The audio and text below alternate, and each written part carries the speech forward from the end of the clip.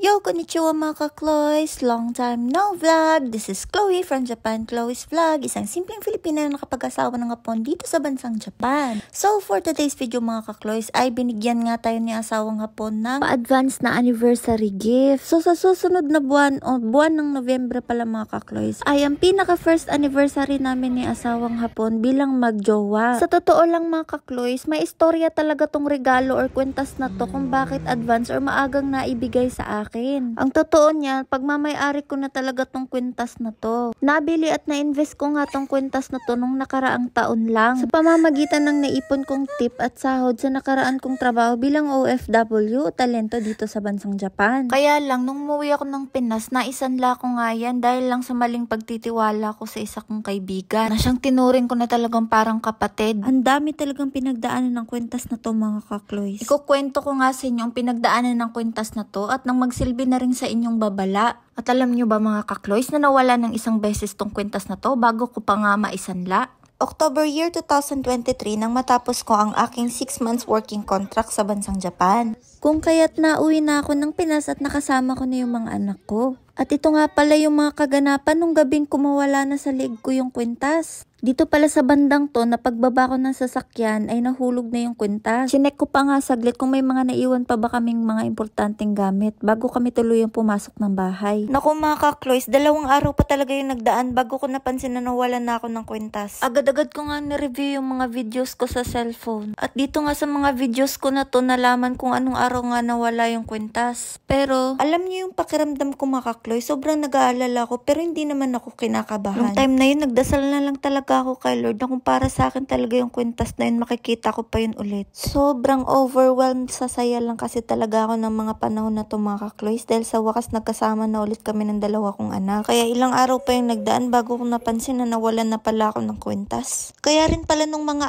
araw na to mga ka-Chloes, kahit hindi ko pa man din alam na nawalan pala ako ng kwintas, parang nagkaroon ba ako ng instinct mga ka-Chloes na may nakalimutan akong bagay. Hindi ko lang alam kung ano yun. Nung napansin kong wala na yung kwintas ko, pumunta ako sa mga kapatid ko at nakisampay na mga nilabhan kong damit. Habang binabaybay ko nga yung daan pauwi sa bahay namin, saka ko ulit nakita yung kwintas ko. Nagtatatalon-talon talaga ako sa sobrang tuwa. At ito na nga mga ka-Chloes, punta na nga tayo dun sa pangyayari kung bakit ko nga naisanla yung kwintas ko. Month of November nung 2023 nang ipina-check up namin ang tatay ko. At month naman ng December nang pinaschedulean na siya ng doktor na paoperahan yung isa niyang mata. Kaya talagang nagtabi na ako ng sinahod ko sa Japan para pang-opera ng mata ni tatay. Kaya lang, nung kalagitnaan ng November, biglang nagchat yung isa kong kaibigan. Humihingi ng tulong na makapaghiram ng pera kasi nga may pinagdadaanan nga siya. Atraso doon sa isa niyang kakilala. Nung una, hesitant pa akong magpahiram ng pera kasi nga sakto na lang din yung natitira kong budget. Pangbayad na lang ng bills namin at saka pang-opera ng mata ng tatay ko. Siyempre, kinailangan ko din maghigpit ng sinturon ng mga panahon na yun kasi kakauwi ko nga lang ng at wala akong trabaho ng mga panahon na yun. Pero kahit ganun pa man yung sitwasyon ko, pinili ko pa rin pahiramin ng pera yung kaibigan ko. Kasi alam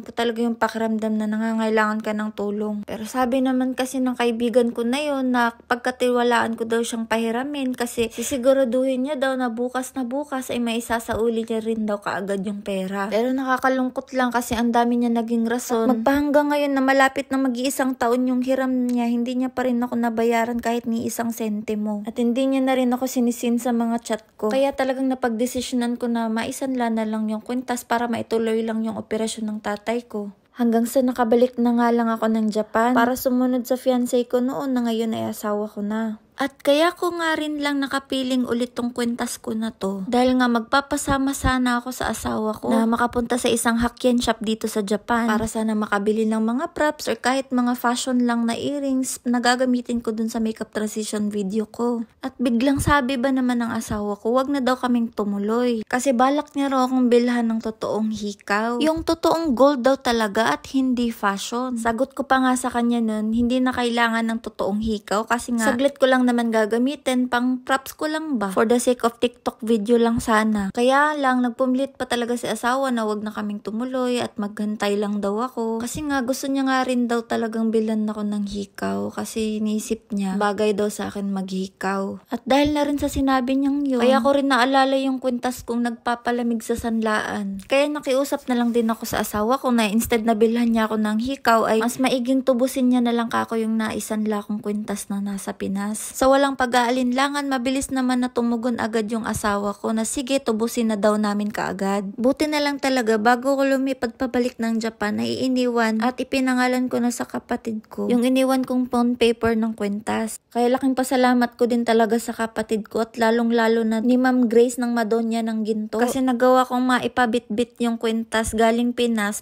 papuntang Japan. At saka na ipa-deliver ka agad dito sa bahay ni asawang Hapon. Ang laking pasalamat ko talaga sa asawa dahil na ibalik nga sa akin tong kwintas na to. Hindi na lang to dahil sa ito'y gold, kundi ang katumbas na sentimental value ng kwintas na ito. Dugot pawis yung pinuhunan ko sa pagtatrabaho para lang maipundar ko tong kwintas na to. At ito na lang din yung huli kong alaala sa na maalam kong kapatid na si Kuya Junjun. Kaya naman talaga ganito ka-importante sa akin tong kwintas na to. Tsaka ang importante, ang dami ko pa namang panahon para makabawi sa kabaitan ni asawang Hapon sa oras na may trabaho na ako. O siya, paano ba mga kakloys? Hanggang sa susunod ulit na video. Maraming salamat sa panonood. Sana marami kayong natutunan. Lalo na pagdating sa pera. Butihing maghigpit ng sinturon. Di yan para maging madamot o makasarili, kundi para din yan sa pamilya mo at lalong-lalo na sa mga anak mo na sa oras ng pangangailangan may madudukot ka sa sarili mong bulsa. Sana lang magbayad na ng utang yung kaibigan ko na yun.